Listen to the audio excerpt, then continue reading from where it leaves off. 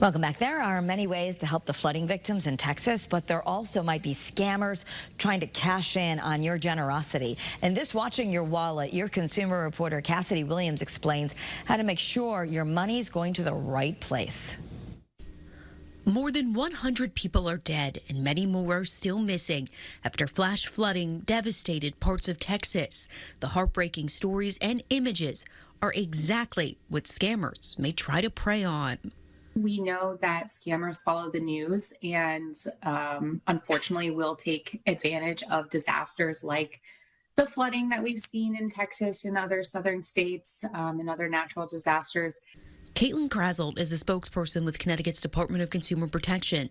She says to be cautious of fundraisers on social media and research a charity before you hit donate. That means looking it up on things like GuideStar and the Better Business Bureau's Charity Navigator, checking to make sure that they're registered as a charity with the Department of Consumer Protection, reading reviews, looking for any information you can find about that charity prior to making that donation. And if anything stands out to you as maybe not accurate or not right, and it doesn't sit well with you, trust that gut feeling and find another place or another organization that is trustworthy to give your money to.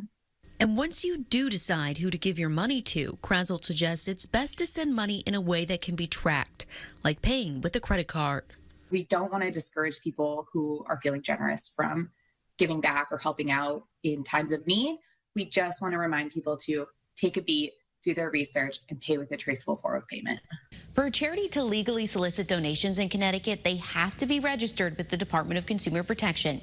You can look up if a charity is registered on the state's e-license website. We have a link on WFSB.com. Your consumer reporter, Cassidy Williams, Channel 3 Eyewitness News.